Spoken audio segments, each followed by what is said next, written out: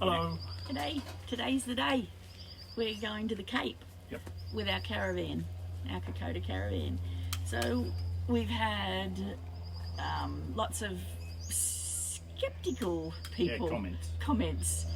You're taking that.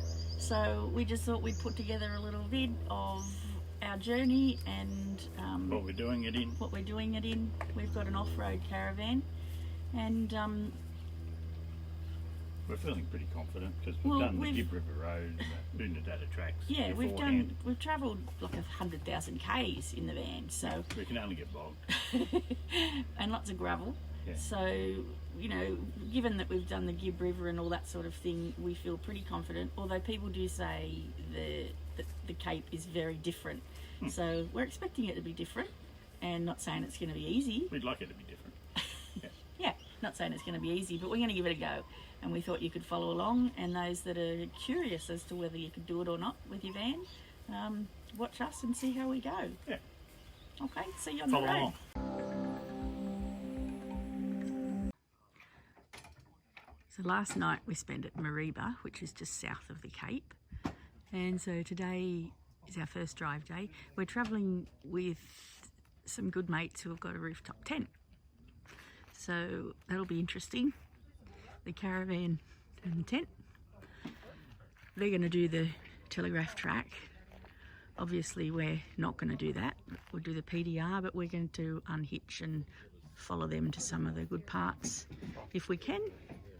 And there they are, Stephanie, Glenn, say hi. Hello. She's going to do the washing up. All right, so we're about to head off. See you on the way up.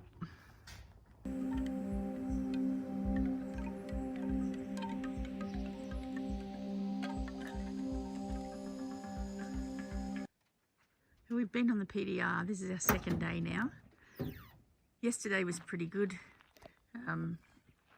Yeah, it was bitumen all the way. So we've hit a bit of dirt just before Han River. And since then it's still been pretty good. We've just stopped now for lunch at a gravel pit, which I'll show you in a minute. It's really nice around the back of the van. And over there we're back on bitumen again. It's crazy, like you're on dirt for a bit and then oh wow, we're on bitumen again. The dirt, there's corrugations and there's a few creek crossings, but it's been really good. So we've just set up the van. There must have been some corrugations, well there was, but opened up the door to see what's happened inside, and it's all pretty good. Everything's still in place where we left it. Except the shoes.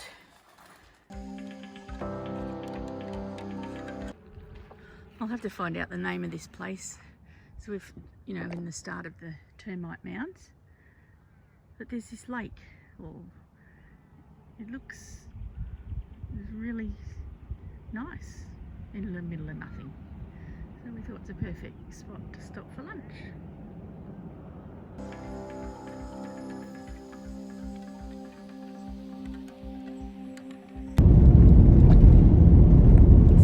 Quality of the road. It's really quite good, like really good. It's dusty, but it's fairly smooth. There's areas of corrugation, but the corrugations are only short-lived. The worst part is the creek crossings, and not so much if you weren't towing, but just towing through the creek crossings. They're quite deep dips, and coming out of them there's potholes that you've got to be cautious of. But look at this. This is a Rio Tinto road. This is on the way into Weeper, but it deteriorated after what was the name of the station? Musgrave? Archer River. Oh, yeah, Archer River. Yeah, deteriorated between Musgrave and Archer River. But only to about this quality, and you keep getting bitumen sections. It's amazing. So you can see we've got a bit of a shake up, a few corrugations, but seriously we've been on far worse roads than this. So unless it deteriorates from here, but we'll keep you informed.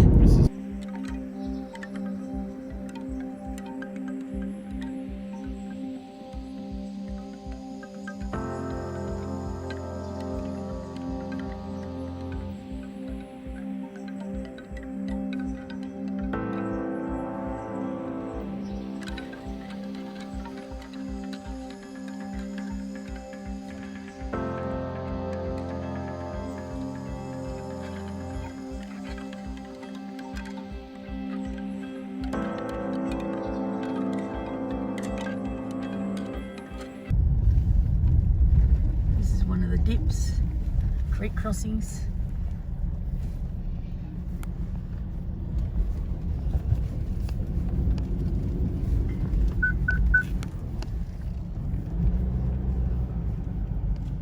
They're usually pretty muddy coming out of them, and sometimes the ESC kicks on, which it didn't that time.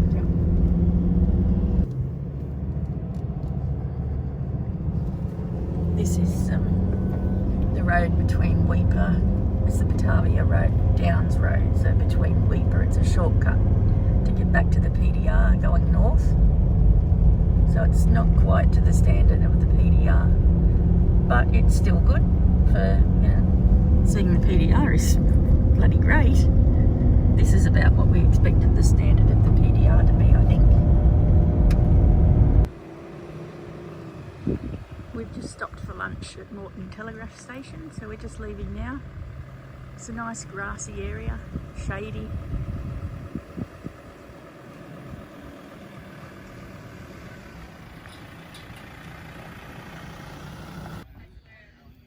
We're set up here at Bramwell Tourist Park, which is right at the bottom of the Telegraph Track. So we've set up, we'll spend the night, and we'll take up the bypass track and tomorrow and do some little roads in. We'll unhitch at a quarry, we think, and do some roads in. But I'm just going to do a spin around and show you the campers. It's a couple of caravans. There's a caravan. There's a few over there. But when you look this way, we've got camper after camper after camper, after rooftop after camper. You're just right through the back there, behind us.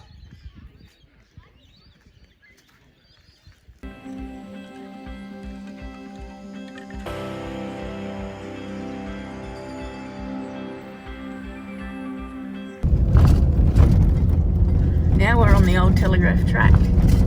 So we've turned off the bypass. We're not going to do too much of the old Telegraph Track, but we've just gone through a heap of really bad corrugations and it's got a bit smooth again. So here we go. This is the original old Telegraph Track. That's going to bounce.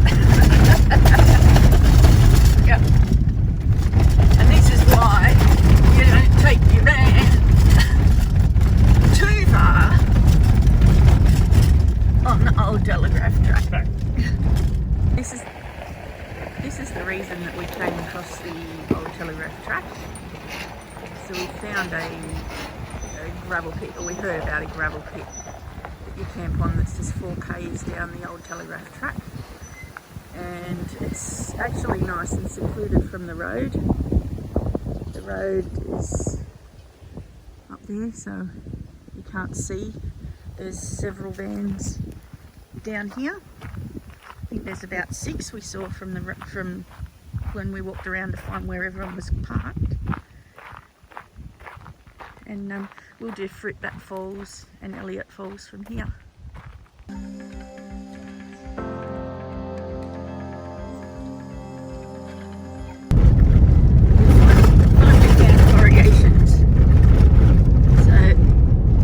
On the Bamaga Road, which is bypassing the old Telegraph Track on the south side, and yeah, they've only just started, so we're a fair way up the tip, and who knows, they might not go for too long. We just passed a van that had lost their towing mirror, it had shaken off, so it's smooth again.